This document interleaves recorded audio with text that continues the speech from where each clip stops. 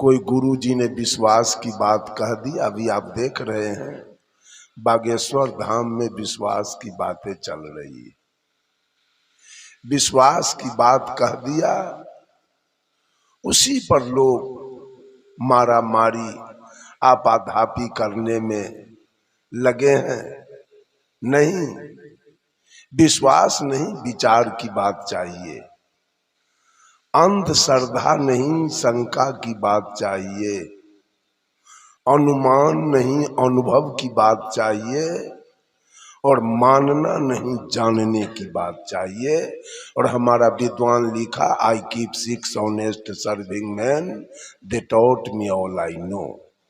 मैं कुछ नहीं जानता हूं और अपने पास 6 कर्तव्य परायण ईमानदार व्यक्ति को रखता हूं।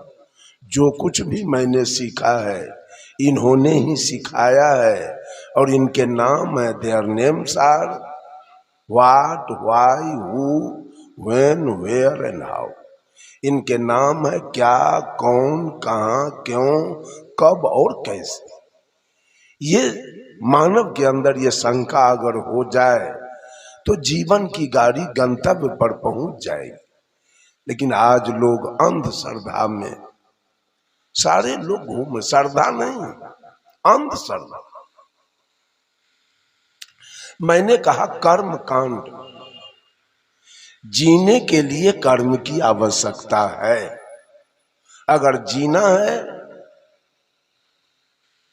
अगर भोजन मिलना है, वस्त्र मिलना है, घर में रहना है, बिछावन पर सोना है, गाड़ी पर चढ़ना है, तो इसके लिए तो कर्म की आवश्यकता है। आप बिजनेस करें, खेती करें, नौकरी करें, सिनेमा में रहें, सर्कस में रहें, क्रिकेट में रहें, पशुपालन करें, जीने के लिए। सदगुरु कबीर रात रात भर ताना बाना चलाकर कपड़ा बुनते थे। मोहम्मद साहब बकरी चराते थे। ईसा मसीह भेड़ी चराते थे। भगवान कृष्ण गाय चराते थे। विश्वकर्मा जी लकड़ी लोहा का काम करते थे। रैदास जी जूता टांकते थे और सुपच भगत सूप डगरा बीनते थे। जीने के लिए कर्म की आवश्यकता है, सुख के लिए कर्म की आवश्यकता है, लेकिन शांति के लिए कर्म की कोई आवश्यकता। कर्म से शांति नहीं मिलती। देखते हैं आप, बहुत लोग धन कमाकर 5500 बीघा जमीन, बहुत बड़ा 5 महल, 10 महल, 20 महल का मकान बनाते, बेटा सबको नौकरी, दरवाजे पर स्कॉर्पियो, बोलेरो, फॉर्च्यूनर, सफारी गाड़ी लगी है। लेकिन जब उसे आत्मा में शांति नहीं मिलती है तो सारे धन के रहने के बाद भी वो व्यक्ति पॉइजन खा के, रेल में कट के, आग लगा के, फांसी लगा के मर जाता है। क्यों? सुख तो है लेकिन शांति के अभाव में वो व्यक्ति अपना प्राण गंवा देता है। सबसे बड़ी महत्ता हमारे जीवन में शांति की है। आज पूरे दुनिया के हिंदू, मुसलमान, सिख, ईसाई, पारसी, यहूदी, औरत, मर्द, सबके सब कर्म कांड में भिड़े। ये गंगा, जमुना, कृष्णा, कावेरी, गोदावरी, ताप्ती, नर्मदा नदी में नहा लेना कोई ज्ञान कांड नहीं, ये कर्म कांड है। नहाने से मनुष्य को कोई ज्ञान हुआ नहीं, वो मुंह से गाली पड़ता है नहाने के बाद, जर्दा किमाम खाता है, बीड़ी सिगरेट पीता है, चाय पीता है, झूठ बोलता है, दलाली खाता है। रामायण महाभारत गीता पढ़ लेना कर्म कांड है। पढ़ने वाले भी दूध में पानी मिलाते हैं, आटा में चोकर मिलाते हैं, घी में डलडा मिलाते हैं। सत्यनारायण व्रत कथा या श्रीमद् भागवत कथा कह लेना, ये कर्म कांड है। पूरा दुनिया, बहुत सारे कबीरपंथी भी कर्म कांड में लगे हैं। कर्म से हमारे जीवन में शांति कभी नहीं आ सकती है। शांति के लिए तो आत्मज्ञान की आवश्यकता है। पूरा सब लोग लगे हैं कर्म कांड में। कर्म के साथ शाखा होते हैं, यजन, याजन, अध्ययन, अध्यापन, दान, पतिग्रह, मैथुन, यज्ञ करना, यज्ञ कराना, दक्षिणा लेना, दक्षिणा देना, विद्या पढ़ना, विद्या पढ़ाना और बच्चा पैदा करना, ये सातों कर्म कांड।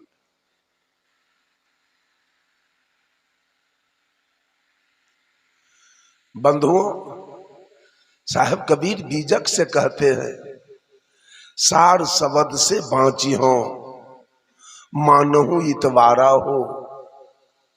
आदि पुरुष एक वृक्ष है, निरंजन वाके डारा हो। तीर्देवा शाखा भय, पल्लव भय संसारा हो। ब्रह्मा वेद सही कियो, शिव जोग पसारा हो। विष्णु माया उत्पत्ति कियो, ये उर्ले व्यवहारा हो। तीन लोक दसहों दिशा, जमरोकिन द्वारा हो। कीर भये सब जियरा, लिए 20 का चारा हो। ज्योति स्वरूपी हाकिमा, जिन अमल पसारा हो। कर्म के बंसी लाए के, पकड़ो जग सारा हो। ये कर्म की बंसी, सारे लोग उसी बंसी में फंस रहे। ये कर्म तीन गुण है, तीन, रजोगुण, तमोगुण, सतोगुण। काम, क्रोध, लोभ, इंगला, पिंगला, सुख मना और गंगा, जमुना, सरस्वती। ये तीन गुण का घेरा है जीव के ऊपर।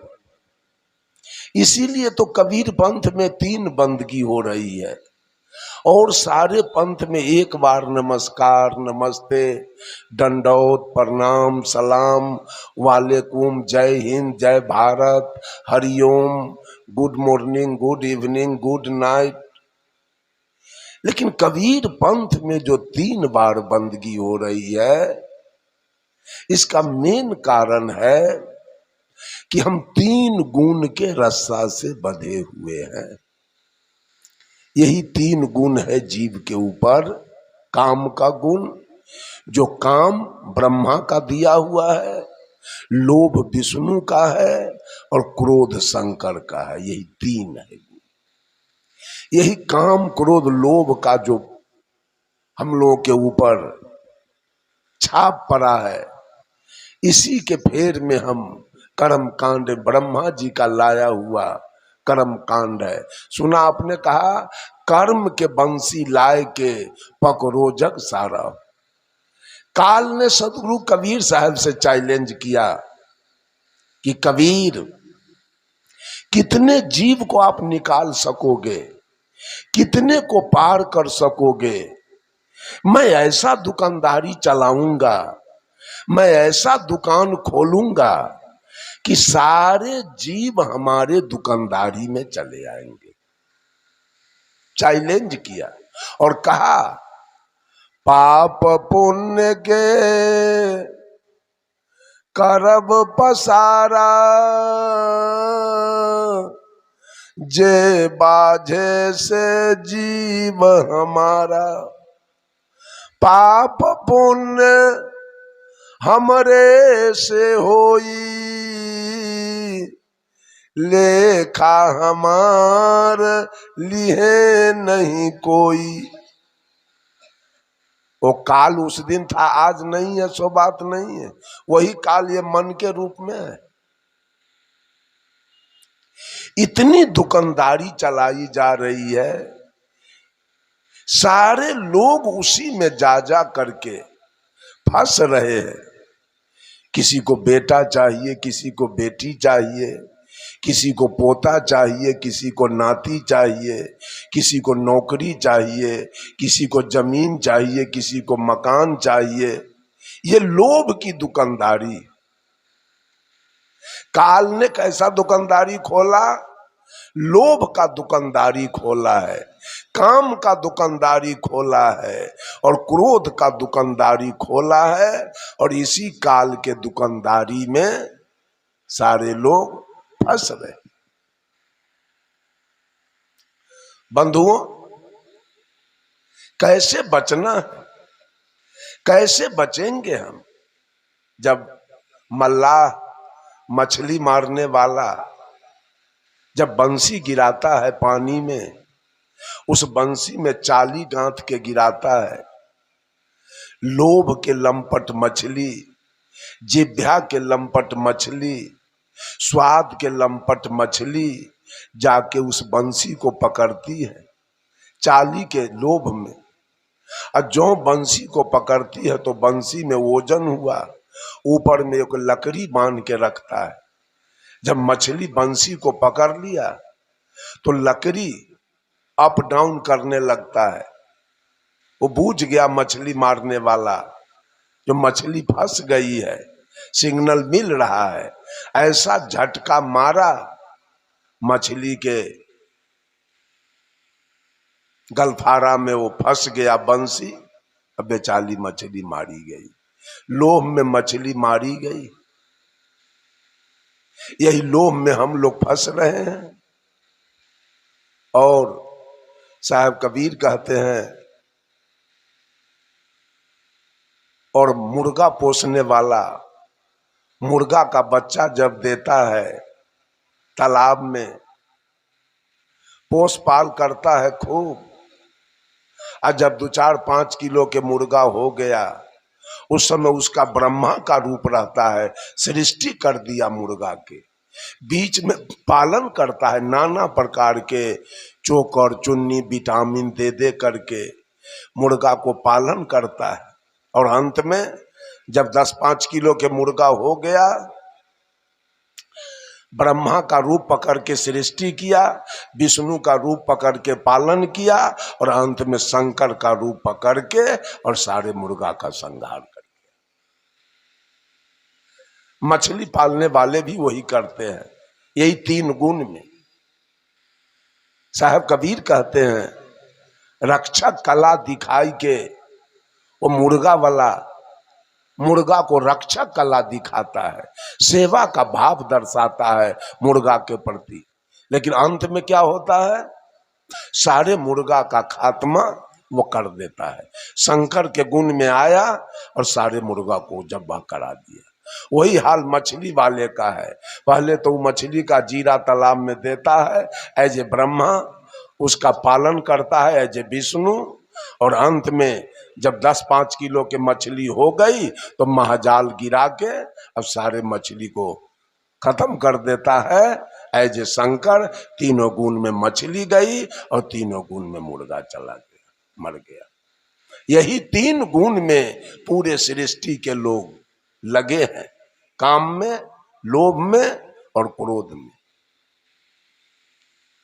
बंधुओं, माताओं, बहनों, ये 3 गुण छूटेगा तो नहीं, हटेगा तो नहीं। इसको कम किया जा सकता है। Plus minus equal to minus. मन है माइनस की ओर जाने वाला, और इस शरीर को अगर मन के साथ हम प्लस कराते हैं, जोड़ते हैं, तो ये मन तन को कहां ले जाएगा? माइनस में। इसका हड्डी तोड़वा देगा ये मन, इसको जेल में बंद करवा देगा, इसको फांसी पर लटकवा देगा। And minus minus equal to plus. मन जो घाटा की ओर जाने वाला है, साहब कबीर कहते हैं, चोर भरोसे साहू के वस्तु ले चुराए, पहले साहू को बांध लो कि चोरबाया पे बध जाए। ये मन रूपी चोरबा जो भी योजना बनाता है उस शरीर रूपी साहू के बदौलत। साहब कबीर कहते हैं, पहले साहू को बांध लो, पहले शरीर पर कब्जा कर दो कि चोरबाया पे बध जाए। तो ये मन रूपी चोर जाएगा कहाँ? जब शरीर जाएगा नहीं तो मन रूपी चोर जाएगा कहाँ? तो कहने का भाव कि सारे लोग कर्म कांड में लगे हैं। गीत गाना कोई ज्ञान कांड नहीं। बहुत गीत गाने वाले को मैं देखा है बीड़ी पीते हुए, बहुत गीत गाने वाले को मैं देखा शिखर खाते हुए, पराग खाते हुए। तो गीत गाने से मात्र ज्ञान नहीं होगा। नाल तबला बजा लेना, ऑर्गन बजा लेना कोई ज्ञान नहीं है, ये कर्म कांड है। बजाने वाले गांजा पीते हैं, दारू पी लेते हैं, तो ये ज्ञान कांड नहीं है, कर्म कांड है। सब लोग किसी देवी देवता का पूजा कर लेना ज्ञान कांड नहीं। पूजा करने के बाद लोग मछली खा लेते हैं, मांस खा लेते हैं, तो वहां ज्ञान नहीं, वहां कर्म कांड। सब लोग कर्म कांड में लगे हैं। कर्म के साथ शाखा मैंने बताया, कर्म का अंतिम परिणाम होगा। कर्म से मुक्ति नहीं होती है, कर्म से सुख शांति नहीं मिलती है, कर्म का परिणाम होता है। कर्म का परिणाम क्या होगा? किसी पशु पक्षी जाति में मादा होगी फूल, पशु या पक्षी या कीड़ा मकोड़ा, मादा होगी फूल और नर होगा फल। उस मादा जाति के गर्भ में इस जीव को जो कर्म कांड किया है, कर्म का परिणाम भुगतने के लिए उस मादा जाति के गर्भ में इस जीव को जाना पड़ेगा। अब वहां से शरीर लेके दुनिया में आना पड़ेगा और अपने कर्म का परिणाम इसी दुनिया में रह के भोगना पड़ेगा। कल्याण होने वाला नहीं, कर्म से कल्याण होने वाला नहीं है। ये ब्रह्मा का मार्ग है। सब लोग कर्म कांड में लगे हुए और कर्म कांड करके मुक्ति भी चाहते। और दूसरा है उपासना कांड। उपासना है विष्णु का मार्ग। सारे लोग उपासना में लगे हुए हैं, ध्यान धरते हैं, फास्टिंग करते हैं, भोजन छोड़ देते हैं, उपासना करते हैं। उपासना के 7 शाखाएं हैं, सूर्य, शिव, शक्ति, गणपति, विष्णु, राम और कृष्ण। ये उपासना के 7 शाखा हैं। इनका भी लोग उपासना करते हैं, ध्यान पकड़ते हैं, भोजन छोड़ते हैं, पानी छोड़ते हैं, उपासना करते हैं। यहां भी स्वार्थ छिपी है, यहां भी कुछ मांगना है भगवान से। सारे लोग मांगने के। साहब कबीर कहते हैं, चाह गई चिंता गई, मनुआ बेपरवाह, जाको कुछ न चाहिए, सो है शहंशाह। एक भीख मांगने वाला,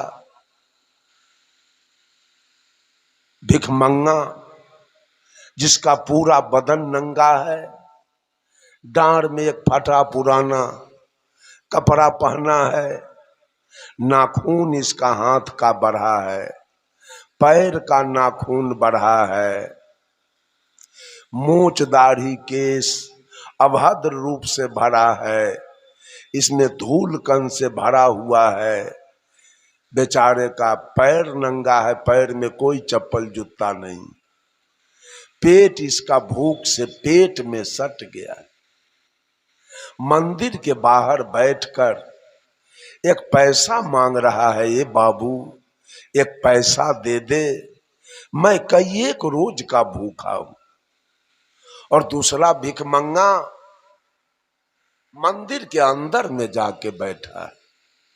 अंदर वाले भिखमंगे के शरीर पर 2 लाख का जेवर है, 10-20 हजार का कपड़ा है, वो अंदर बैठा है और ये भिखमंगा बाहर बैठा है। बाहर के भिखमंगे का पेट खाली है, ये पेट भरने के लिए मांग रहा है। अंदर के भिखमंगे का पेट तो भर चुका है, अब ये पेटी भरने के लिए मांग रहा है।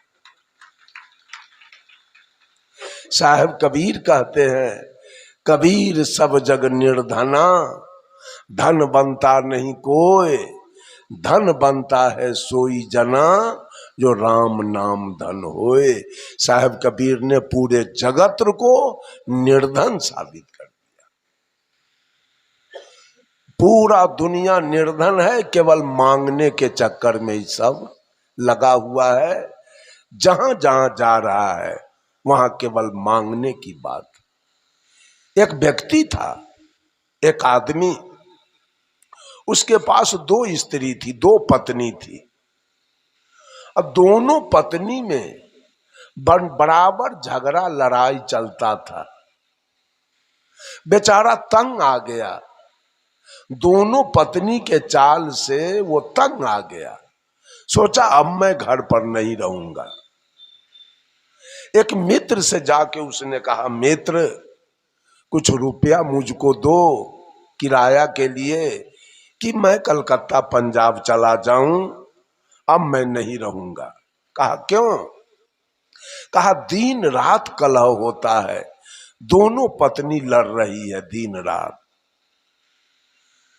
कहा तो ये तो कोई अस्थायी समाधान हुआ नहीं। ऐसा करो, गांव के बगल में कुछ जमीन खरीद के और एक मकान बना दो, एक पत्नी को यहां रख दो और दूसरे पत्नी को गांव में रहने दो, जहां पुराना घर है वहां, और नया घर बनाओ, वहां एक पत्नी को रख दो, दोनों में दूरी बन जाएगा, मुलाकात होगी नहीं, झगड़ा लड़ाई बंद हो जाएगा। ऐसा ही किया बेचारा। गांव के बगल में थोड़ा सा जमीन खरीद कर घर बना दिया और उसमें छोटकी पत्नी को रख दिया और बड़ी पत्नी पुराने घर में रहने लगी। गांव की औरत सब अपने चाल से बाज नहीं आई, कुछ जाके छोटकी को भी पढ़ाती थी और कुछ महिला जाके बड़की को भी पढ़ाती थी। पढ़ने के क्रम में या तो बड़की जाती थी छोटकी के यहाँ और नहीं तो छोटकी चली आती थी बड़की के यहाँ। घर तो अलग हुआ लेकिन लड़ाई बंद नहीं हुआ। अब बेचारा सोचा अब मैं क्या करूं, अब तो घर भी अलग बना के देख लिया। कहा मित्र अब क्या करना है? तो मित्र ने कुछ पैसा दिया, बेचारा टिकट कटाया और पंजाब चला गया। पंजाब गया, 12 बरस तक पंजाब में रह गया, वो आया नहीं। इसी तरह माघ महीना कल उतरा है, परसों माघ महीना उतर रहा था, अब फागुन का आगमन हो रहा था। 12 बरस बीतने के बाद इनकी बड़ी पत्नी पति के यहाँ चिट्ठी लिख रही है, पति देव आपके चरण कमलों में मेरे तरफ से सादर प्रणाम, आपके चरण की कृपा है, तो मैं बिल्कुल सकुशल रहा करती हूँ। न भोजन का दुख है, न वस्त्र का दुख है, न कोई श्रृंगार के सामान का दुख है। वो आपके चरण की कृपा है। लेकिन दो बातों का दुख मेरे जीवन में अवश्य है। वो पहला दुख है, जब मैं दिन में सारा काम करने के बाद भोजन करने के लिए बैठती हूँ तो पति देव आपका याद आता है। मैं अभी भोजन कर रही हूँ और मेरे पति कल कारखाना से काम करके अभी भूखे प्यासे आए होंगे, तो मेरे पति को अभी भोजन बना के कौन दिया होगा। और दूसरा दुख, रात्रि में सब काम करने के बाद भोजन के पश्चात जब मैं बिछावन पर सोने के लिए जाती हूँ तो आपका याद आता है। मैं अभी सो रही हूँ, मेरे पति कल कारखाना से काम करके थके मादे आए होंगे, अभी मेरे पति का सेवा कौन किया होगा। ये दो दुख बड़ा सता रहा है पति देव। मेरे बातों से अगर दुख न हो तो होली का समय आ रहा है, 2-4 दिन के लिए आओ, दर्शन दे दो और पुनः पंजाब वापस हो जाना। चिट्ठी लिख के और लेटर बॉक्स में गिरा रही थी। गांव के कोई महिला देख लिया और इसके सौतीन को जाके कह दिया, तुम्हारी सौतीन चिट्ठी लिखी है, ऐसा न हो कि होली का दिन है सारा सामान उसी के यहां आ जाए, तुम भी चिट्ठी लिखो। कल हो के छोटकी चिट्ठी लिख रही है। छोटकी कैसे लिख रहे, क्या जी 12 बरस से पंजाब में घूम रहे हो, होटल में मुर्गा भात खाते हो, सिनेमा हॉल में जाते हो, मुंह में पान चबाते हो, रोड पर गुलछर्रा खूब उड़ाते हो। कुछ याद है 12 बरस से हमारी जिंदगी कैसे कट रही है? याद रख लेना, आगे होली का दिन आ रहा है, उसमें आपको निश्चित रूप से आना है। और मैं चिट्ठी के अंदर एक सूची भेज रही हूं, मेरे लिए साड़ी, पेटीकोट, ब्लाउज, नथिया, बाली, लॉकेट, पायल, ऐना, कंघी, टिकुली, सेनूर, स्नो पाउडर, सारे श्रृंगार के सामान का नाम लिखती है। अंत में लिख रही है, याद रख लेना, इस सूची का सच्ची प्रतिलिपि मेरे पास रहेगा। जिस दिन सामान लेके आओगे मैं अपने सूची से मिलाऊंगी। एक भी सामान अगर कमी आया, एक भी सामान अगर डुप्लीकेट आया तो एक भी झाड़ू धरती पर नहीं गिरेगा। चिट्ठी लिख के गिरा दिया लेटर बॉक्स में। चिट्ठी गया पंजाब, इसके पति के हाथ में डाकिया जाके चिट्ठी दिया। बेचारा पढ़ा, उसको तो दीने में तरेगन दिखाई देने लगा। चिट्ठी पढ़कर डर के मारे डेरा से रुपया लिया, गया और दुकानदार को चिट्ठी दिखाया, कहा ठीक से पढ़ लीजिए, नीचे क्या लिखा है उस पर ध्यान दीजिए। ऐसा न हो कि ऐसा सामान न कहीं दे दिया आप कि सारा झाड़ू हमरा पीठे पर लगे। जरा सोच विचार के सामान दीजिए। दुकानदार A to Z सामान अच्छा दे दिया, एक भी कम नहीं दिया, पूरा दे दिया। पॉलीथीन में बंद करके सामान दिया। आया डेरा पर, उसको अटैची में रखा, टिकट कटाया, गाड़ी में बैठ गया। जहां घर था जहां वहां जाके उतरा, स्टेशन से 2-4 किलोमीटर की दूरी पर इसका घर था। 12 बजे दिन में स्टेशन पर उतरा। उस समय कोई रिक्शा, टमटम या कोई गाड़ी नहीं थी स्टेशन पर। बेचारा दोनों हाथ में अटैची लिया और पांव पैदल चल दिया। फागुन के महीने में कुछ गर्मी आ जाती है, पसीना पसीना, वजन था दोनों अटैची में, पसीना पसीना हो गया। जब गांव के निकट पहुंच रहा था, एक महिला गांव के इसे आते देख लिया। इसके बड़ी पत्नी को जाके कह दिया, देखो जी, तुम्हारे पति पंजाब से चले आ रहे हैं। बड़की तो समर्पित है पति के साथ। वो दौड़ते हुए गई और पति को पैर छू के प्रणाम किया और दोनों हाथ से अटैची ले लिया। आगे आगे पति देव और पीछे पीछे वो आई, गई अपने घर पर। और ईमानदार कितनी है, अटैची दरवाजे पर रख दिया, घर में नहीं ले गई। सबसे पहले पति के लिए एक बिछावन किया। पति देव बैठ गए, थाली में जल लाई, पति देव का दोनों चरण पखार दिया, पोंछ दिया और पंखा लेके बैठ गई और पति से कुछ हाल चाल पूछने लगी।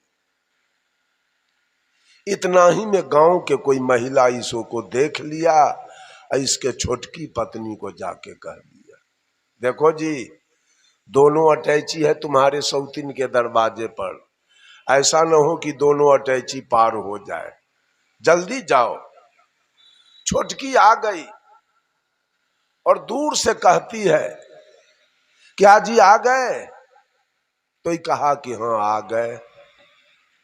जरा सूची निकालो, मैं भी सूची लेके आ रही हूं। सूची निकाला, वो भी सूची लेके आई, सामान को मिलाया, A to Z सामान मिल गया। दोनों अटैची में फिर से सामान को सजा लिया और दोनों अटैची उठा के चल दिया।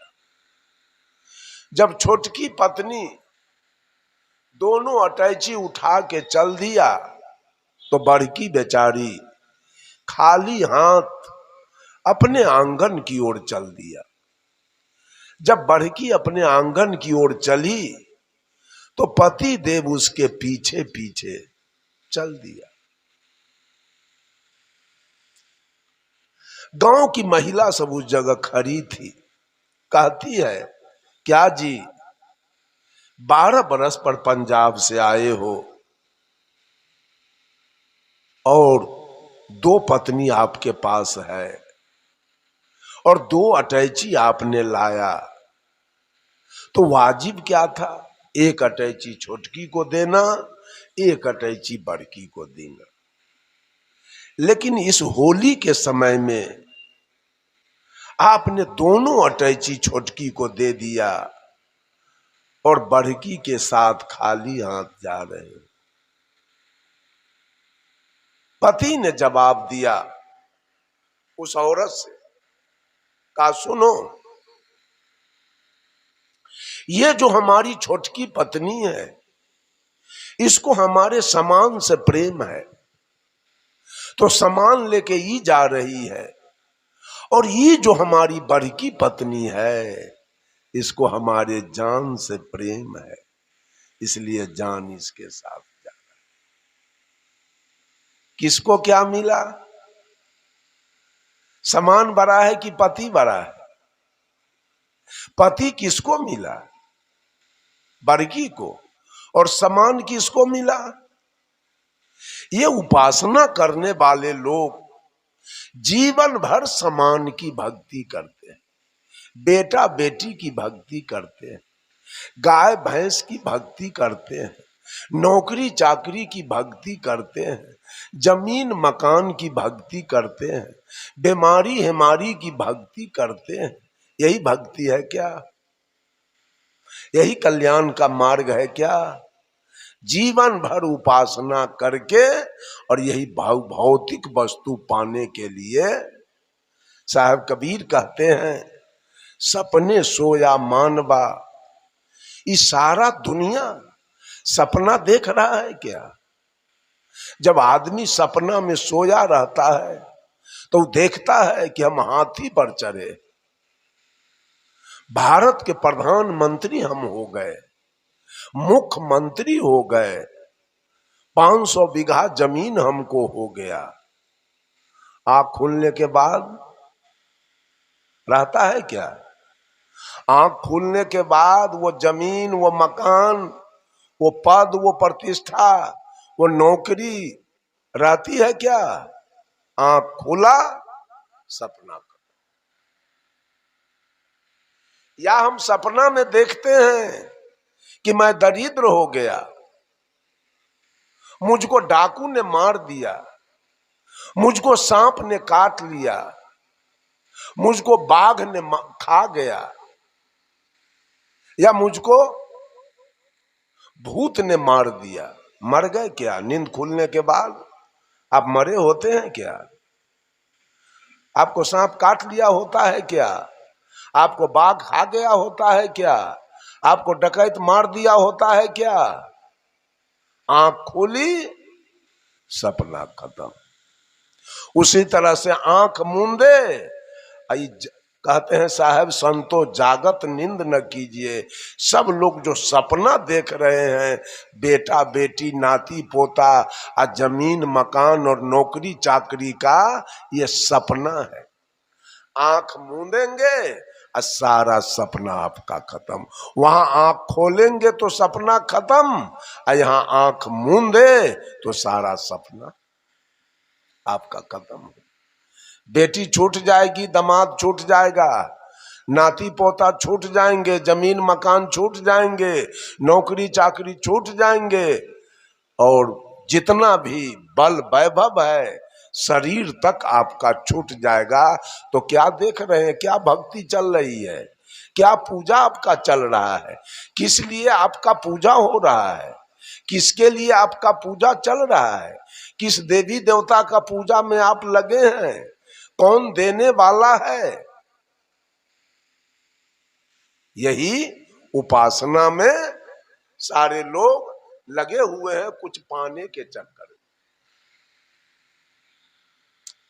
उपासना के भी 7 शाखा हैं।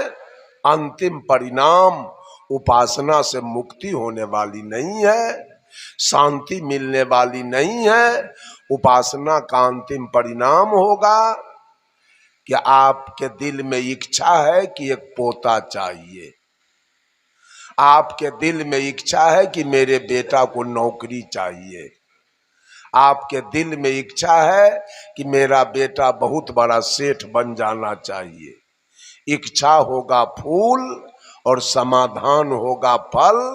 हो सकता है कि आपको पोता की प्राप्ति हो जाए, हो सकता है कि आपके बेटा को नौकरी मिल जाए, हो सकता है आपका बेटा बीए फर्स्ट डिवीजन से पास कर जाए, लेकिन कल्याण और मुक्ति और सुख शांति होने वाली नहीं है। उपासना का यही अंतिम परिणाम होगा। इच्छा होगी फूल और समाधान होगा फल। ये विष्णु का मार्ग है, इसी मार्ग में सारे लोग लगे। गोस्वामी तुलसीदास जी रामचरित्र मानस में लिखते हैं, इंद्रिय द्वार झरोखा नाना, तह तह सुर बैठे करी थाना, आवत देखी विषय बिहारी, हठ बस देहि कपाट उघारी, इंद्रि सुरहनन ज्ञान सोहाई, विषय भोग पर प्रीति सदाई, तब सो प्रभंजन उर गृह जाई, तब ही दीप विज्ञान बुझाई, ग्रंथि न छूटी मिटा सो प्रकाशा, बुद्धि विकल भई विषय बतासा। कि शरीर में जितना इंद्रियानी है उस पर देवता लोग थाना बना के बैठे हैं, इनकी पहरा चल रही है, इनका शासन चल रहा है। आंख पर महादेव का वास है, कान पर निरंजन का वास है, नाक पर अद्या का वास है, जिह्वा पर विष्णु का वास है और त्वचा पर ब्रह्मा का वास है। आंख साधु संतों के स्वरूप को, साध्वी के स्वरूप को देखना नहीं चाहती। आंख सिनेमा, सर्कस, थिएटर, नौटंकी, विदेशिया, सुंदर सुंदर स्त्री का रूप निहारना चाहती। कान पर निरंजन का वास है, कान संतों के शब्द को सुनना नहीं चाहता। कान ज्ञान की बात को, भक्ति की बात को, मुक्ति की बात को, सुख शांति की बात को कान सुनना नहीं चाहता। कान को चाहिए गजल, फिल्मी, कव्वाली, भोजपुरी सुनना चाहता। नाक संतों के चरण रज को सूंघना नहीं चाहता है। नाक को चाहिए इत्र, फुलेल, चमेली, बेली, जूही, गुलाब। जिह्वा साग सब्जी, काजू, किशमिश, बादाम, मुनक्का, छुहारा खाना नहीं चाहता। इसको चाहिए तारी, दारू, मांस, मछली, मुर्गा, कबूतर, पान, बीड़ी, सिगरेट, सुपारी, जर्दा, किमाम, शिखर, पराग, चाय। और त्वचा को चाहिए विषय का आनंद। ये पांचों अपना अपना स्वाद चाहता है। यही पांचों की पूजा तो दुनिया के लोग कर रहे हैं, महादेव की पूजा करते हैं। अभी हम लोग बैठे हैं सत्संग में, हमारी दृष्टि है आपके तरफ और आपकी दृष्टि है मेरे तरफ, लेकिन अभी एक बहुरुपया इस बीच से निकल जाए तो आपकी और हमारी दृष्टि कहां जाएगी? यहां कहां ले जाएगा? सत्संग में रहने देगा? अभी हम और आप बैठे हैं सत्संग में, और कोई ऐसा आवाज अगल बगल में हो जाए तो कान कहां ले जाएगा?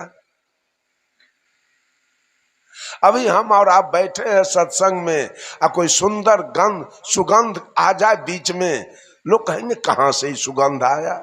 सबकी दृष्टि जाएगी उधर। और हम और आप बैठे हैं सत्संग में, कहीं बढ़िया भोजन का स्वाद आ गया तो जिह्वा भागेगी उधर। और हम और आप सत्संग में बैठे हैं, और कोई सुंदर महिला बीच से निकल जाए तो दृष्टि कहां जाएगी? वहां। ये पांचों, इसी पांचों का भजन दुनिया के लोग करने में लगे।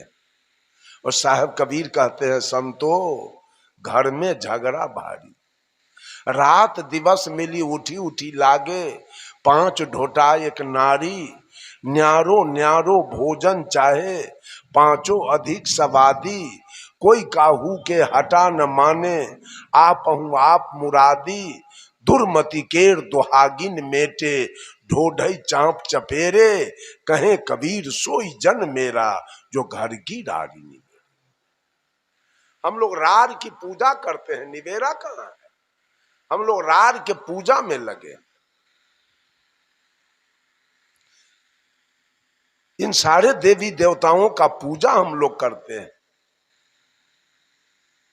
दुनिया के लोग कहता है कि कबीरपंथी तो किसी को मानने के लिए तैयार नहीं।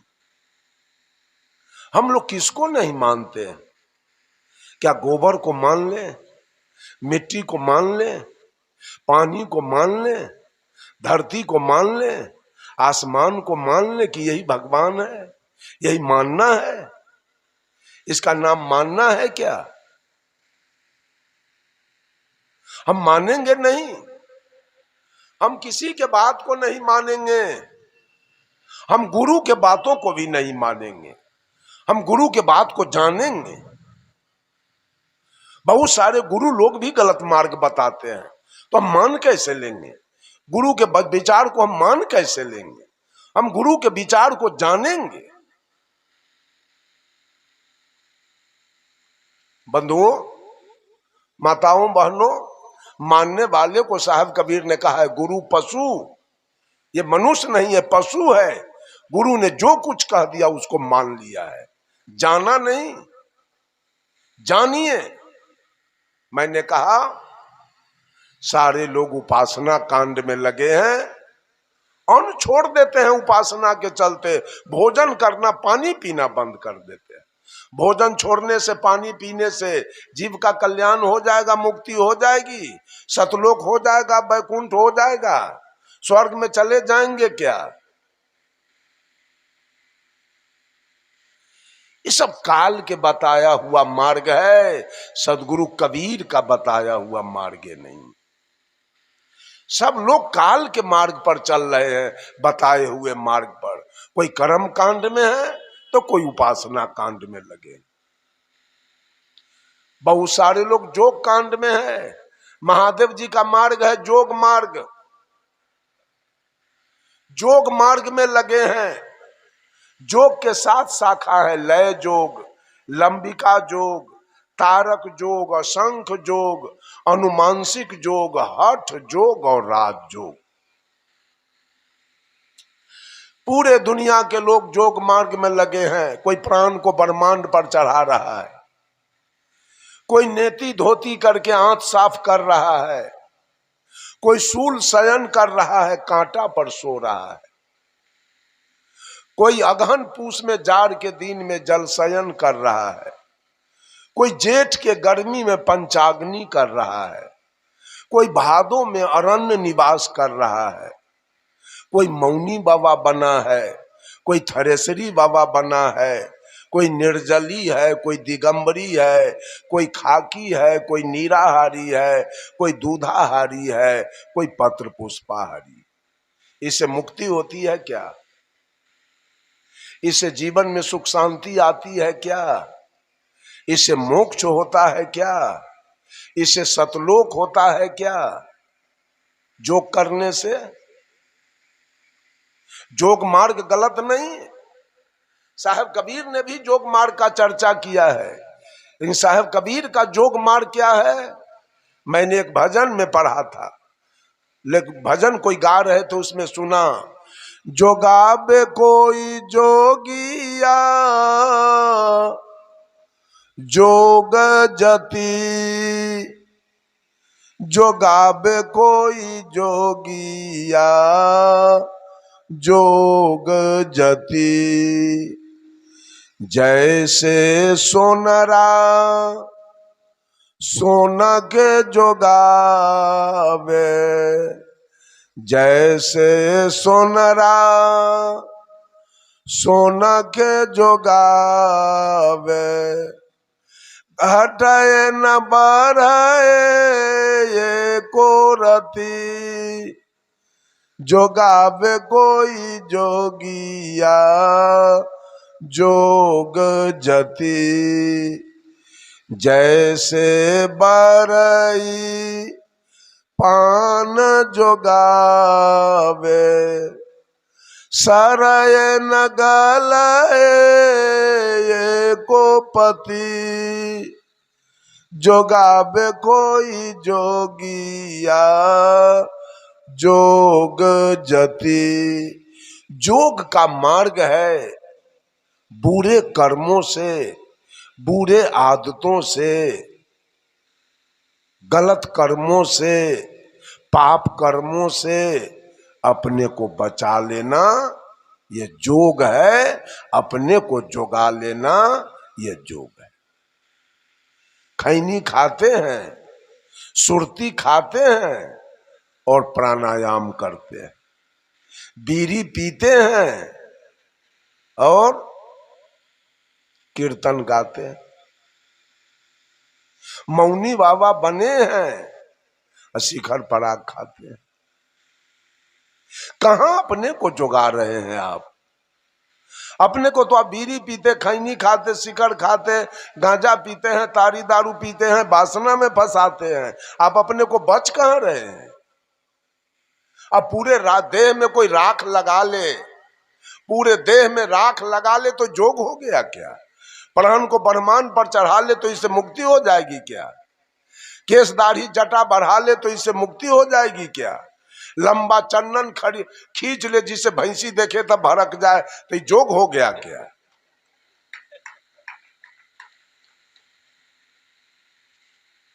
ये सब बाहरी बात है।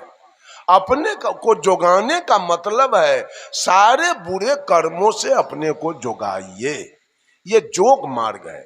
लेकिन महादेव जी ने जोग मार्ग कैसा बताया? आज सारे लोग जोग क्रिया में लगे हैं, प्राण को ब्रह्मांड पर चढ़ा देते हैं, आंत को निकाल कर साफ कर लेते हैं, कोई कहते हैं खराम पहन के गंगा पार कर जाते हैं।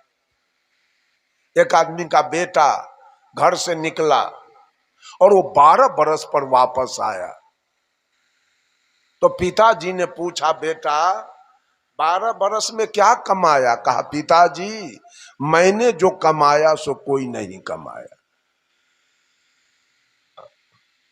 कहा, क्या कमाया? मैं खराम पहन के भरी हुई गंगा पार कर जाऊंगा। कहा, तो ठीक है, और हमको नौका पर पार करने में 5 गो रुपया लगेगा, यही तक कमा के आए हो 5 गो रुपया, तू ऐसे गंगा पार कर जाओगे, हमको 5 गो रुपया लगेगा नौका पर। क्या कमा के चले आए बाहर से? ये सारा लोग जो क्रिया में लगा है।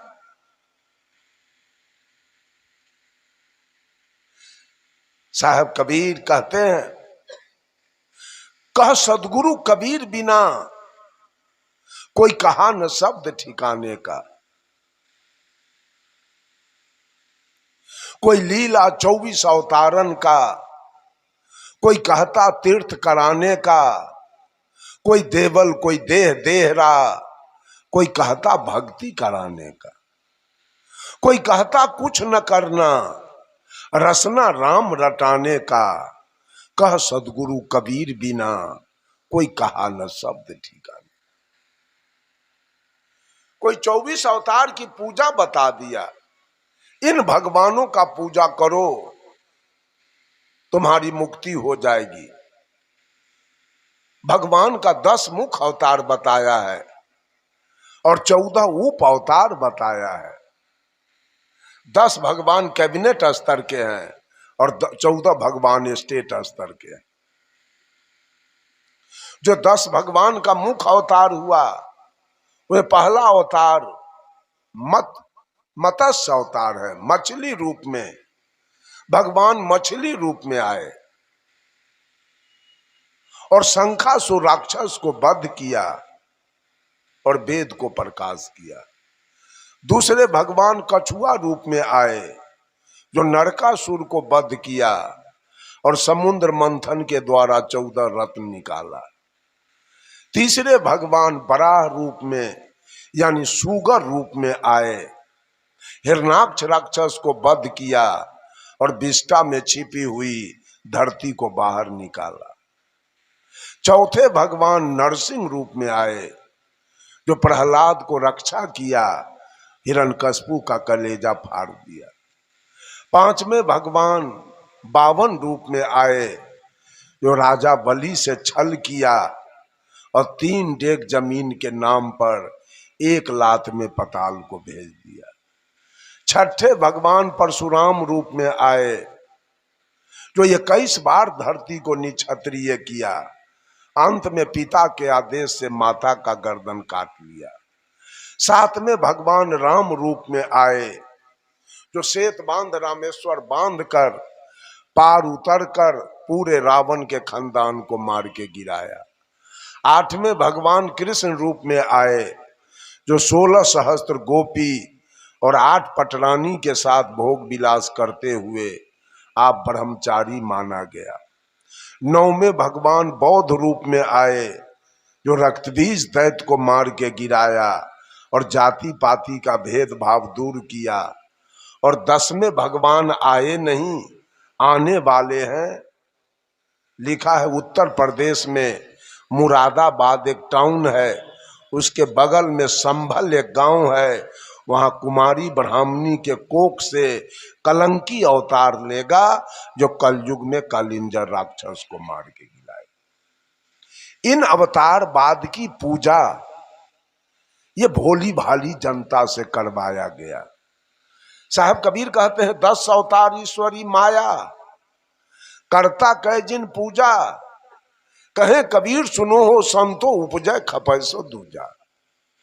माया की पूजा, माया ने जो खेल किया, माया ने जो तांडव किया, उसकी पूजा आज ये मानव कर रहा है मुक्ति पाने के लिए, सुख शांति पाने के लिए। और 14 उप अवतार है। उसमें पहला अवतार मनु जी का है, जो जगत की व्यवस्था करने के लिए हुआ।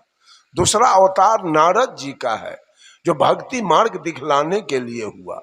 तीसरा अवतार विष्णु संतोषी का है, जो विवेक करने के लिए हुआ। चौथा अवतार हंस सनकादिक का है, जो सदा 5 वर्ष के बाल्यावस्था में रहने के लिए हुआ। 5वां अवतार विश्व मोहिनी है, जो दैत्यों से अमृत लेने के लिए क्षीर सागर में हुआ।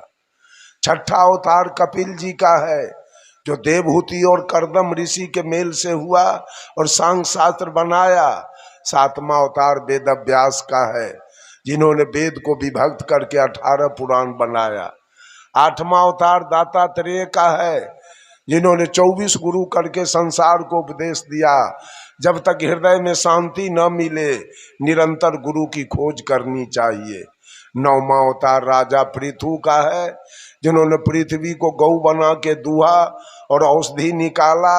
10वां अवतार है गरीब का है, जो मधुकैटभ दैत्य को मार के गिराया। 11वां अवतार नारायण जी का है, जो धर्म भारजा से तप करने के लिए हुआ। 12वां अवतार सनकादिक का है, जो विचार करने के लिए हुआ। 13वां अवतार धनवंतरी का है, जो रोग नाश करने के लिए हुआ। 14वां अवतार यज्ञमय इंद्र की कन्या से यज्ञ करने के लिए हुआ। ये सारे दुनिया के हिंदू समाज इसी 24 माया ने जो तांडव किया, उसी तांडव की पूजा, इसी 24 अवतार की पूजा करने में सारे लोग। कोई लीला 24 अवतारन का, कोई कहता तीर्थ, कोई तीर्थ में गए मुक्ति पाने के लिए, कोई कहता तीर्थ कराने का, कोई देवल, कोई पीपल पूजा, कोई कहता भक्ति कराने का, कोई कहता कुछ न करना रसना राम रट का, कुछ नहीं, केवल राम के नाम का जाप करो तुम्हारी मुक्ति हो जाएगी। कोई पीर बने, फकीर बने, कोई किया मुरीद निशाने का, कोई 30 रोजा निमाज गुजारे लहूत मलकूत मुकामे का, कोई हजफ हकीकत हिकमत को, कोई कहा शब्द फरमाने का, कहा सदगुरु कबीर बिना, कोई कहा न शब्द ठिकाने का, कोई अमर औलिया पीर पैगंबर गौस कुतुब कहवाने का, कोई मलंग कोई बने कलंदर भेष किया सब खाने का, खुद खुदा के मरम न जाने पाए न नाम निशाने का, कह सदगुरु कबीर बिना, कोई कहा न शब्द ठिकाने का। कोई अर्पण कोई तर्पण पूजा संध्या पाठ कराने का, कोई गोबर सीला माटी पत्थर प्रतिमा धातु बनाने का, कोई धूप दीप ले आरती साजे घंटा शंख बजाने का, कह सदगुरु कबीर बिना, कोई कहा न शब्द ठिकाने का। कोई पीर बने फकीर नहीं, कोई नेती धोती हाथ पखारे उल्टा पवन चढ़ाने का, कोई खट चक्र को भेदे त्रिकुटी में ध्यान लगाने का, कोई अजपा कोई अनहद झिलमिल शब्द वहां नहीं जाने का, कह सदगुरु कबीर बिना, कोई कहा न शब्द ठिकाने का। कोई 7 सूरत, कोई 7 कमल, कोई 7 शून्य तक जाने का, कोई रंकार ओंकार निरंजन सोहम शक्ति जमाने का, कोई क्षर, कोई अक्षर, कोई निअक्षर सुख मन में ध्यान लगाने का। कह सदगुरु कबीर बिना कोई कहा न शब्द ठिकाने का। वाल्मीकि रामायण भाखा राम लखन अवतारे का, सूरदास सुख सागर उपजा करता नंद कुमारे का। कोई काली कोई दुर्गा पूजा भैंसा भेड़ कटाने का। कह सदगुरु कबीर बिना कोई कहा न शब्द ठिकाने का। जब दिल बैठा संतोष तख्त पर मिट गया आप पाने का। आप मेट के आप हुआ तो रहा न कुछ कहाने का। यहाँ वहाँ मैं तय और न दूजा केवल शब्द ठहराने का। मजहब की बात कबीर बखाने हट गया मत संसारे का। कह सदगुरु कबीर बिना कोई कहा न शब्द ठिकाने। किसने कहा कल्याण की बात, किसने कहा ठिकाने की बात, किसने कहा मुक्ति की बात, किसने कहा सुख शांति की बात। सब लोगों ने बात कही है, लेकिन सबसे ऊपर हिंदी के प्रकांड विद्वान डॉक्टर हजारी प्रसाद द्विवेदी जी ने लिखा, हाथी के पांव में सबके पांव। जैसे हाथी सड़क पर जा रहा है और हाथी के पैर का पद चिन्ह उग गया, उस पर दुनिया के किसी भी जानवर का अगर पैर रखा जाए तो हाथी के पैर से बाहर वो नहीं हो सके। इस तरह से कबीर के वाणी से, कबीर के ज्ञान से बाहर इस दुनिया के अंदर किसी का ज्ञान नहीं, किसी का विचार नहीं है। बंधुओं, आज लोग जोग कांड में लगे हैं, कुछ तो कर्म कांड में लगे हैं, कुछ तो उपासना कांड में लगे हैं। कर्म कांड ब्रह्मा का मार्ग है, उपासना कांड विष्णु का मार्ग है, और जोग कांड महादेव जी का मार्ग है। सब लोग जल चढ़ाने के लिए जाते हैं भोला बाबा के बैजनाथ धाम, जोग करते हैं। जोग से मुक्ति नहीं होगी, जोग से सुख शांति नहीं होगी, जोग से मोक्ष नहीं होगा। जोग का अंतिम परिणाम होगा और इस जीव को परिणाम भोगना पड़ेगा। जोग का परिणाम क्या होगा? समाधि होगा फूल और सिद्धि होगी फल। समाधि में जाइए, कुछ तंत्र मंत्र सीख लीजिए। मदारी लोग भी देखिए खेला दिखा के अपने बाल बच्चा को पाल लेता है। उस तरह से आप भी कुछ तंत्र मंत्र जोग सिद्धि कीजिए और कहीं जाके झाड़ फूड़ ओझा वैद्य वाला काम कीजिए और पैसा कमाइए और उससे बाल बच्चे को पोसिए पालिए। मुक्ति और सुख शांति नहीं हो सकती, इससे कल्याण नहीं होगा। चौथा है ज्ञान मार्ग। सारे ऋषि महर्षि ने ज्ञान मार्ग लोगों को दिया है। ज्ञान मार्ग क्या है? मांस नहीं खाना, मछली नहीं खाना, तारी दारू नहीं पीना, गांजा भांग नहीं पीना, पराई स्त्री गमन नहीं करना, दूध में पानी नहीं मिलाना, आटा में चोकर नहीं मिलाना, घी में डलडा नहीं मिलाना, किसी को गाली नहीं देना। ये सब ज्ञान मार्ग।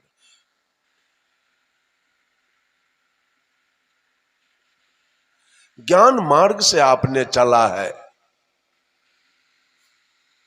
तो ज्ञान मार्ग से मुक्ति होगी। सारे ऋषि का मार्ग है ज्ञान मार्ग।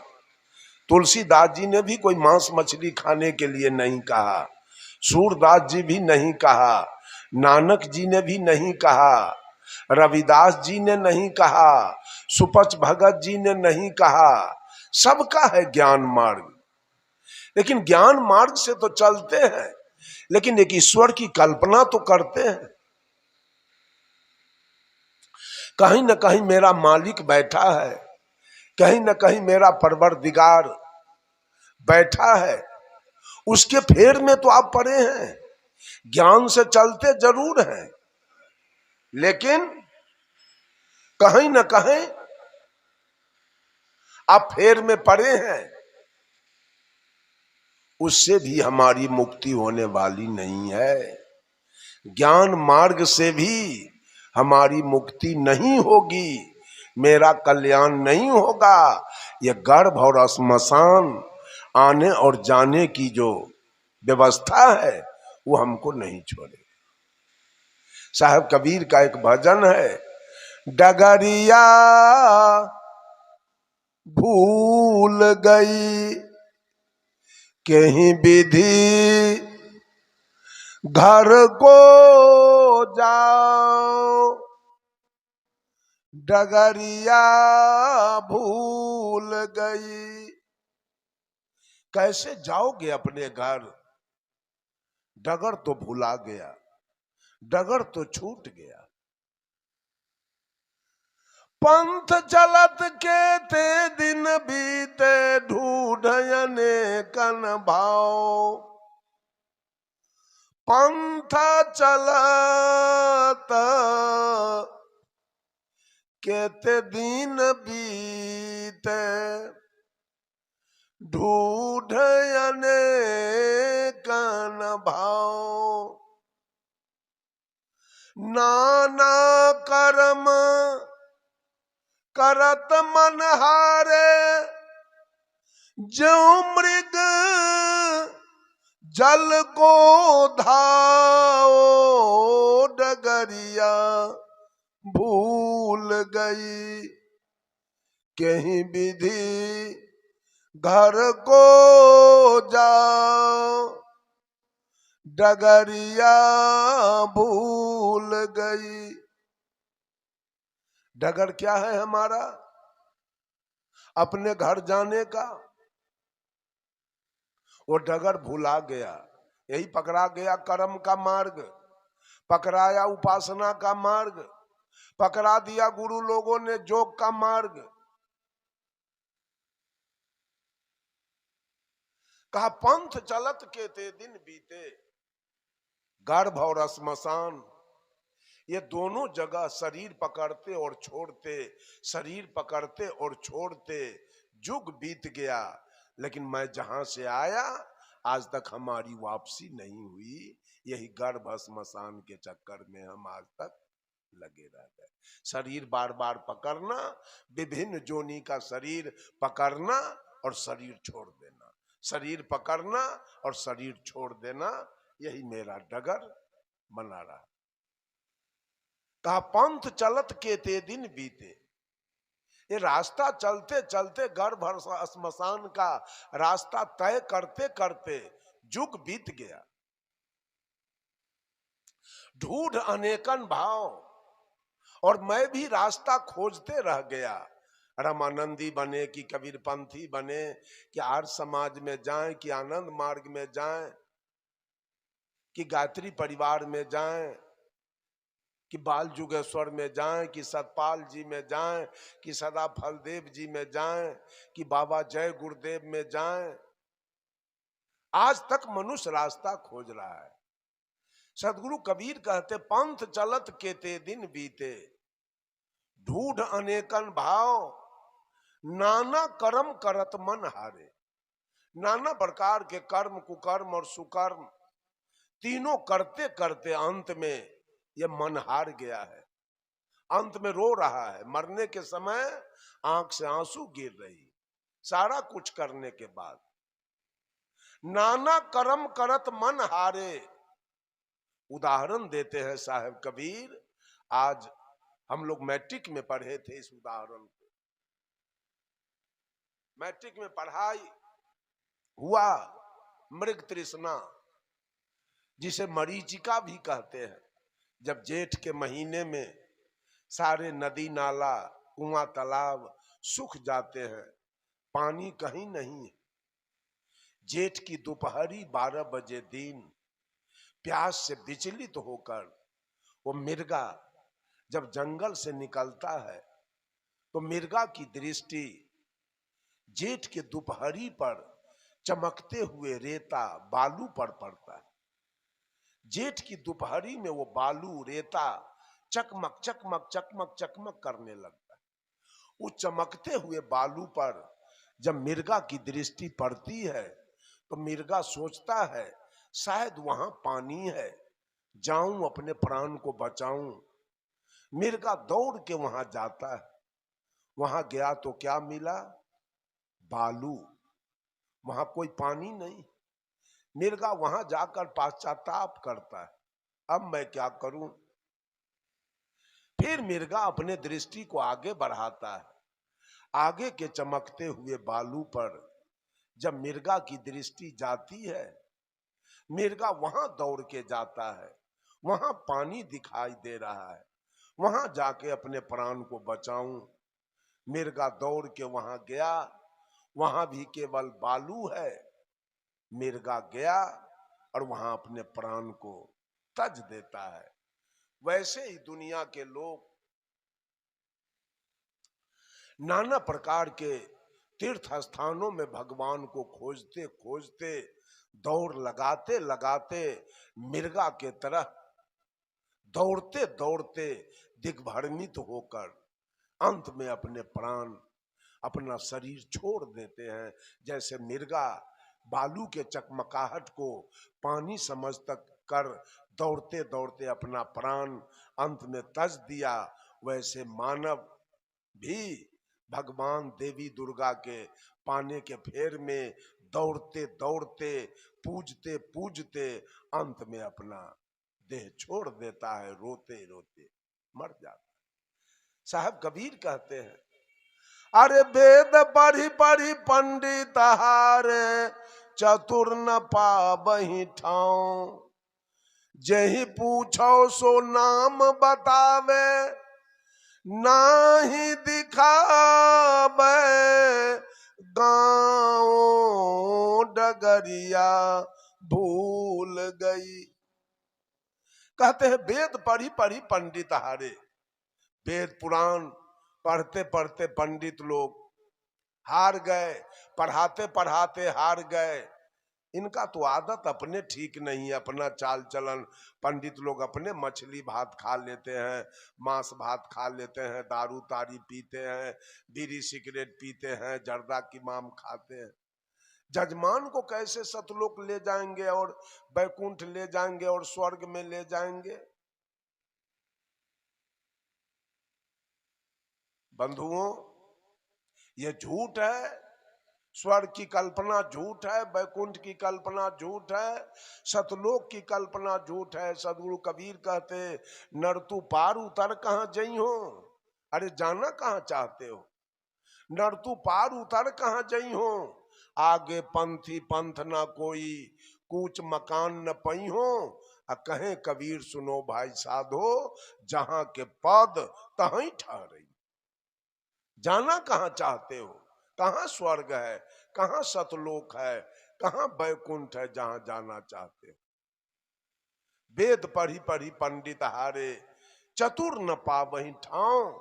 ये चालाक हैं, ये ठग हैं, ये पैसा केवल ठगना चाहते हैं।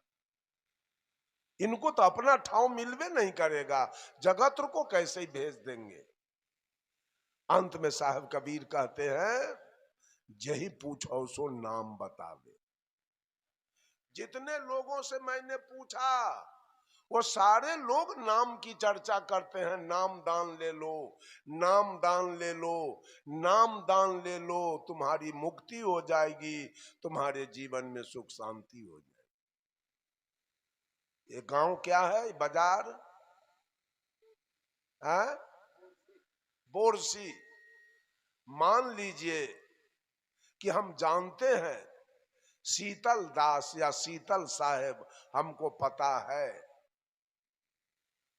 या सीता बहन जी आयोजक है, उनका नाम मैं जान गया, लेकिन न हमको पता है दुर्ग और न हमको पता है बोरसी। तो हम सीता बहन जी के यहाँ आ जाएंगे क्या? नाम से केवल बिहार से आ जाएंगे, मिल जाएगी। तो नाम के पीछे गांव होना अनिवार्य है। तो नाम की चर्चा तो सब गुरु लोगों ने किया, अब गांव की चर्चा किसने किया है? अब बिना गांव का नाम वाला आदमी मिलेगा नहीं, क्योंकि उस नाम का बहुत लोग होगा, तो कैसे हम उस आदमी से मिल सकेंगे? साहब कबीर कहते हैं, जही पूछो सो नाम बतावे, ना ही दिखावे गांव। नाम की चर्चा सब लोग करते हैं, हर पंथ में नाम दान दिया जा रहा है। यही है मुक्ति का मंत्र। बहुत जगहों में कबीर पंथ में भी नाम दान दिया जा रहा है। यही है मुक्ति का मंत्र। नाम है क्या? साहब कबीर कहते हैं, 5 तत्व का पूतरा युक्ति रचा मैं कीव। अब मैं तो ही पूछो पंडिता, शब्द बड़ा की जीव?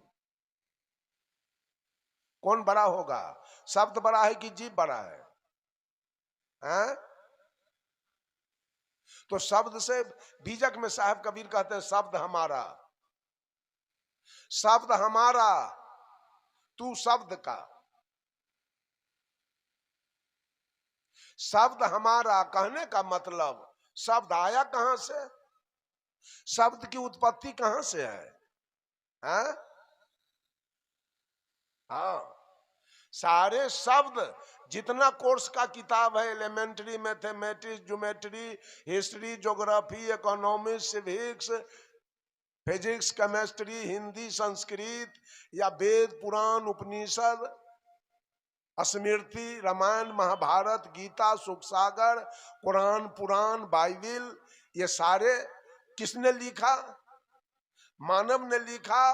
किसकी बात लिखी गई? तो मानव की आत्मा की बात लिखी गई। साहब कबीर कहते हैं, शब्द हमारा गुलाम है, शब्द हमारा, और तू शब्द का, और ये दुनिया वाला शब्द का गुलाम बन गया। शब्द हमारा, तू शब्द का।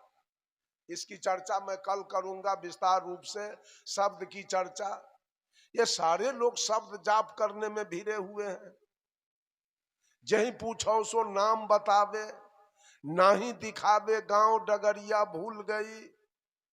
अंत में सदगुरु कबीर कहते हैं, भर्म के पंथ पड़ा जग सारा, कुशल कतहु नहीं पाओ।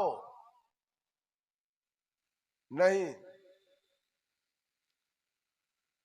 कहे कबीर सुनो भाई साधो, भर्म के पंथ पड़ा जग सारा, कुशल कतहु नहीं पाओ। कहे कबीर सुनो भाई साधु, छोड़ भरम घर आओ डगरिया भूल गई।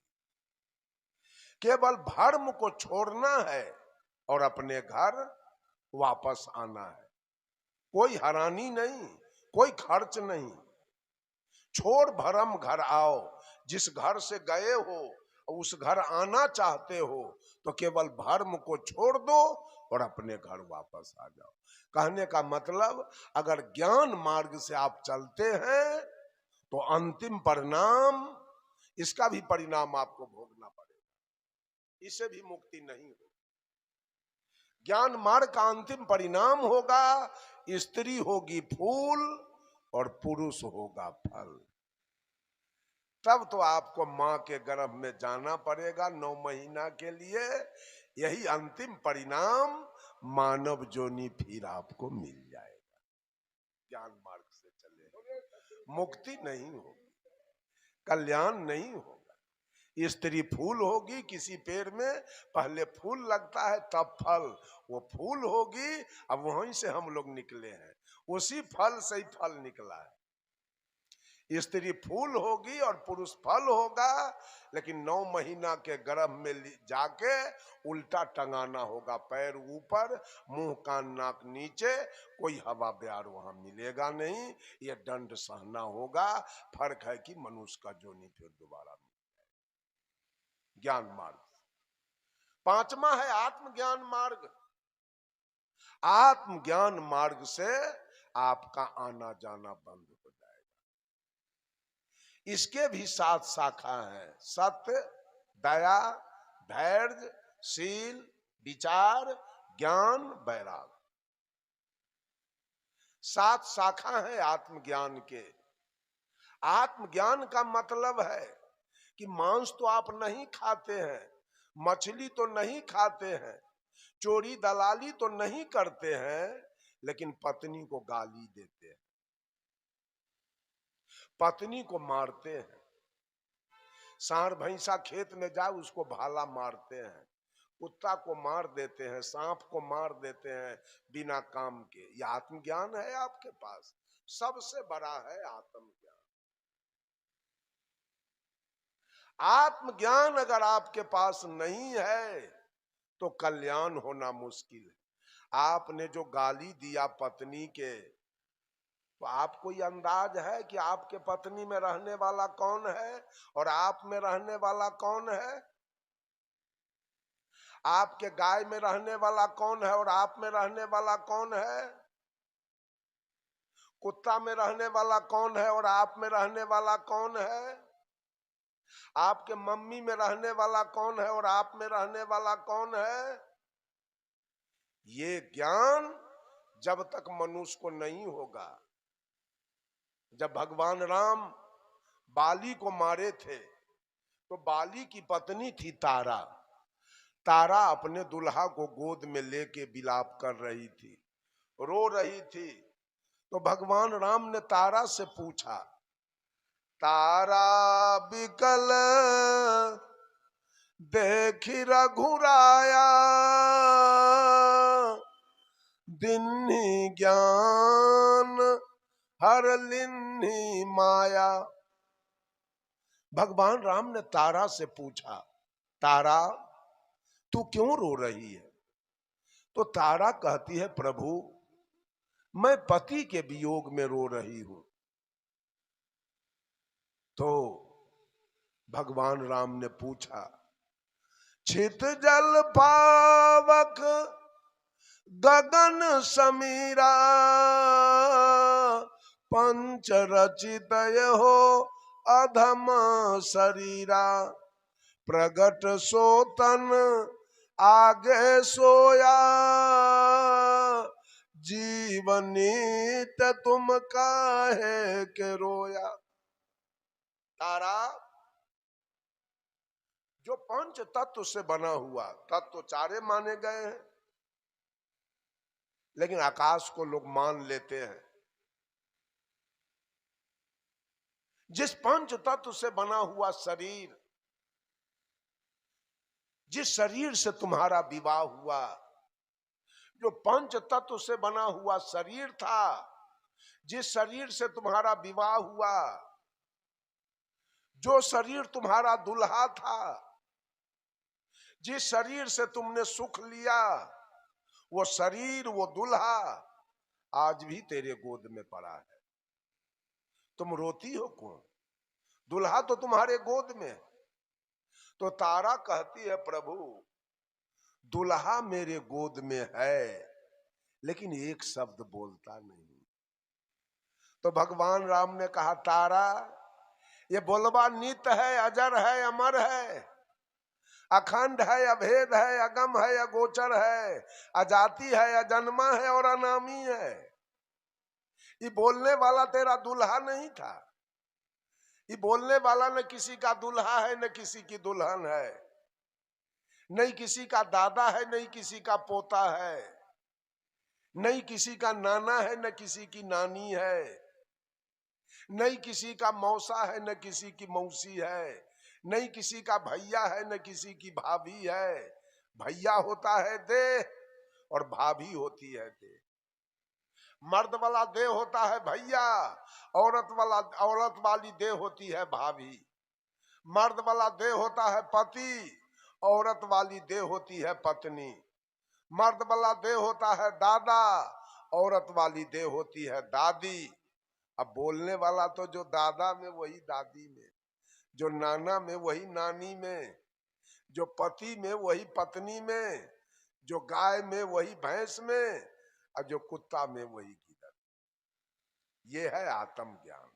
साहब कबीर, ये आत्मज्ञान मानव को जिस दिन हो गया कि हर घट में रहने वाला वही परमात्मा की सत्ता है। हर घट में रहने वाला वही परमात्मा की सत्ता है। किसको मारना चाहते हैं, किसको गाली देना चाहते हैं, किसको ठग देना चाहते हैं, किससे दलाली खाना चाहते हैं, किससे घूस लेना चाहते हैं? सब घट में तो आप ही रह रहे हैं। ये ज्ञान जिस दिन मनुष्य को हो गया, ये धरती स्वर्ग बनेगी। स्वर्ग जाने की जरूरी नहीं पड़ेगी। स्वर्ग है कहां? ये धरती स्वर्ग हो जाएगा उस दिन जिस दिन मनुष्य को, साहब कबीर ने कहा, अरे आत्म ज्ञान बिना सब सूना। सारा ज्ञान विवेक सुना है, सारा पूजा त्योहार सुना है, सारा तीर्थ व्रत सुना है, आत्मज्ञान के बिना। आत्मज्ञान बिना सब सुना, क्या मथुरा क्या काशी रे, जैसे मृगाना भी कस्तूरी, बन बन फिरत उदासी रे मोहे, सुनी सुनिया बतहासी, पानी में मीन पियासी रे मोहे, सुनी सुनिया बतहासी। एक आत्मज्ञान के बिना ये धरती जल रही है, धरती की दुर्गति हो रही है। कहीं अनाचार, कदाचार, बेविचार, बलात्कार, भ्रष्टाचार, नरसंहार, एक आत्मज्ञान के बिना। जहां आत्मज्ञान नहीं है, सारे पत्थल पानी का पूजा करते करते उस व्यक्ति को अंत में नरकगामी बन जाना पड़े। एक आत्मज्ञान के अभाव में। अगर आत्मज्ञान है तो आप समझेंगे मेरे पिता में वही सत्ता है जो मुझ में है, मेरी माँ में वही सत्ता है जो मुझ में है, मेरी पत्नी में वही सत्ता है जो मुझ में है, मेरे बेटा बेटी में वही सत्ता है जो मुझ में है, मेरे गाय भैंस में वही सत्ता है जो मुझ में है। आचार्य श्री धर्म स्वरूप साहब कहा करते थे, सब घट प्राण हमारो चोट काई पर डारो। किस पर चोट पहुंचाना चाहते हो, किसको दुख देना चाहते हो, किसको ठग लेना चाहते हो, किसका बेईमानी कर लेना चाहते हो, किसको गाली देना चाहते हो? हर घट में तो वही बैठा। ये है आत्मज्ञान। जब तक आत्मज्ञान नहीं होगा तब तक मनुष्य का कल्याण होना असंभव है। एक दृष्टांत देके अपने वाणी को विराम लूंगा। बंधुओं, एक पादरी जी थे। पादरी जी नित्य प्रतिदिन गिरजा घर पर जाकर प्रवचन दिया करते थे। ऐ दुनिया के लोग, भगवान पर विश्वास करो, भगवान पर विश्वास करो और पुण्य कर्म करो, तुम्हारी मुक्ति हो जाएगी, तुम्हारे जीवन में सुख शांति आ जाएगी। प्रवचन चलता रहा। 2-4-6 महीना के बाद एक पारखी संत पहुंच गए पादरी जी के निकट। कहा, पादरी जी, 6 महीना से आपका मैं प्रवचन सुन रहा हूं। आप नित्य प्रतिदिन इस बात को दोहराते हैं कि भगवान पर विश्वास करो और पुण्य कर्म करो, तुम्हारी मुक्ति हो जाएगी। आज मैं यही दोनों बात का जवाब आपसे लेने आया हूं। कहा, बोलो। तो जो भगवान पर विश्वास करे, रात दिन भगवान का पूजा करे, अर्चना करे, ध्यान करे,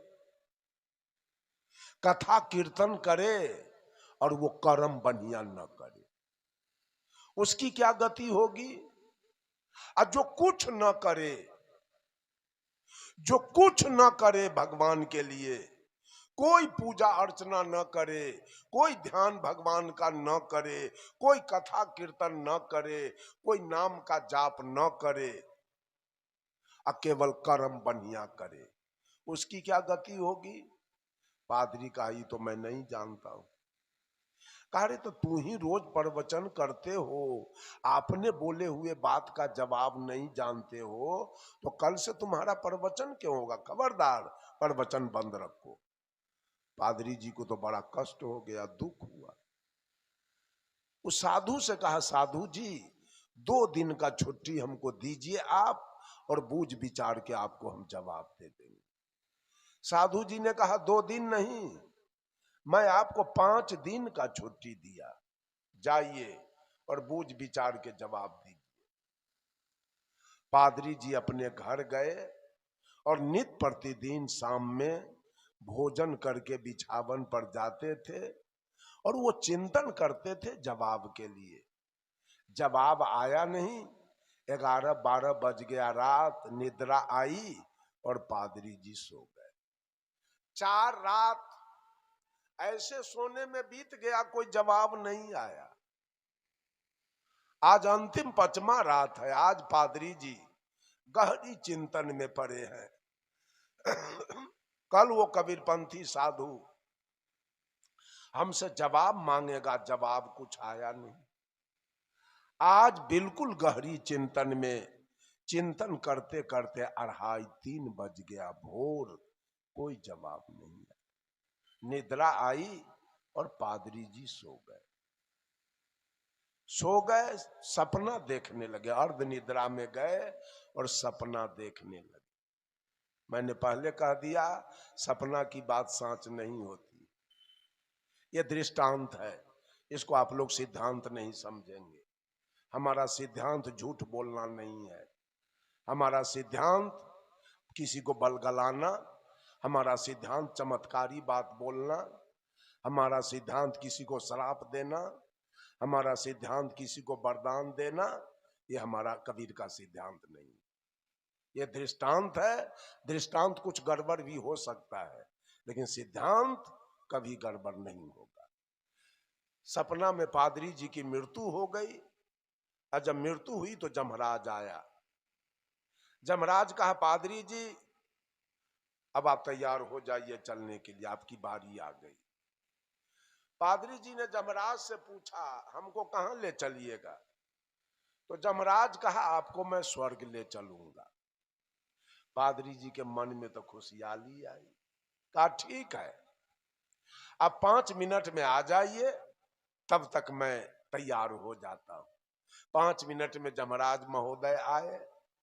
पादरी जी से कहा, पादरी जी अब चलिए, समय हो गया। पादरी जी ने कहा, एक बात आपसे और जानना है। कहा जल्दी पूछिए। कहा स्वर्ग की विशेषता कुछ हमको बता दीजिए। जमराज ने कहा, पादरी जी स्वर्ग में कभी रात्रि नहीं होती है, 24 घंटा दिन प्रकाश एकदम। स्वर्ग के लोग भात रोटी साग सब्जी नहीं खाते हैं, पेड़ा रसगुल्ला काजू किशमिश मुनक्का। स्वर्ग के लोग झोपड़ी मरैया एस्बेस्टस टीन के चदरा में नहीं रहते हैं, 10-20 महल के एयर कंडीशन मकान। स्वर्ग में कहीं सेवरी मीरा अनुसुईया का भजन होता है, स्वर्ग में कहीं बुद्ध महावीर कबीर का प्रवचन होता है, स्वर्ग में कहीं सुंदर सुंदर फूल के बगीचे मिलेंगे, स्वर्ग में कहीं कहीं सुंदर सुंदर फल के लाल पीले फल मिलेंगे। ये विशेषता है स्वर्ग की। पादरी का मन तो गदगद हो गया। कहा चलिए अब जमराज पादरी जा रहे हैं स्वर्ग में। जब स्वर्ग के निकट पहुंचते हैं तो रात अंधेरी है, चारों तरफ झोपड़ी खपरा एस्बेस्टस टीन के चदरा का घर है, चारों तरफ लोग साग रोटी अलुआ सुथनी जनेरा मरुआ ज्वार बाजरा के रोटी लेके झक मार रहे हैं। कहीं सेवरी मीरा अनुसुईया का भजन नहीं है, कहीं बुद्ध महावीर कबीर का प्रवचन नहीं है, कहीं सुंदर फूल के बगीचे नहीं है, कहीं सुंदर फल के बगीचे नहीं है। पादरी ने कहा जमराज से, कितना झूठ बोलते हो आप। कहा स्वर्ग ले चलेंगे, यही आपका स्वर्ग है। कहा एक काम कीजिए, आपका स्वर्ग तो मैं देख लिया, अब जरा सा हमको नरक तो दिखाइए, नरक किधर है। जमराज ने कहा नरक देखोगे क्या। कहा जी चलो। नरक में गए तो नरक में जाते से देख रहे हैं बिल्कुल प्रकाश है, दिन है, और चारों तरफ 10-20 महल का एयर कंडीशन मकान चल रहा है। चारों तरफ लोग पेड़ा रसगुल्ला काजू किशमिश खा रहे हैं, कहीं सेबरी मीरा अनुसुईया का भजन हो रहा है, कहीं बुद्ध महावीर कबीर का प्रवचन चल रहा है, कहीं सुंदर सुंदर फूल के बगीचे हैं, कहीं सुंदर सुंदर फल के बगीचे हैं। पादरी ने कहा जमराज से, कितना झूठ बोलते हो आप। जिसको आपने स्वर्ग कहा था वो नरक से बदतर है, और जिसको आपने नरक कहा वो स्वर्ग से बढ़कर है। ऐसा क्यों। तो जमराज ने जवाब दिया, ए पादरी जी, आपके जैसे लोग जो जीवन भर भगवान पर विश्वास किया, रात दिन भगवान का पूजा किया, कर्म एक भी बढ़िया नहीं किया, वे सारे लोग आकर इस स्वर्ग को नरक बना के रखे। आज तो वही हाल है। मंदिर जाने वाले को देखिए तो मांस खाते हैं, मछली खाते हैं, मिलावटबाजी करते हैं, झूठ बोलते हैं, डंटी मारते हैं, घूस खाते हैं, यही तो चल रहा है। और सारा पाप कटाने के लिए मंदिर चले जाते। का ये सारे लोग आकर ईश्वर को नरक बनाया है। और बुद्ध के जैसे लोग, कबीर के जैसे लोग, लाओत्जे के जैसे लोग, प्लेटो के जैसे लोग, सुकरात के जैसे लोग, रजनीश के जैसे लोग, जो अपने कर्म का भरोसा किया, भगवान का भरोसा छोड़ के केवल अपना कर्म बढ़िया किया, वे सारे लोग आकर इस नरक को स्वर्ग बना के रखा है। राम बोलाबा भेजिया, दिया कबीरा रोए, और जो सुख साधु संग में सो बैकुंठ न होए। जिस दिन कर्म आदमी का ठीक हो जाए, स्वर्ग जाने की जरूरी नहीं पड़ेगी, स्वर्ग उतर के आपके निकट आएगा।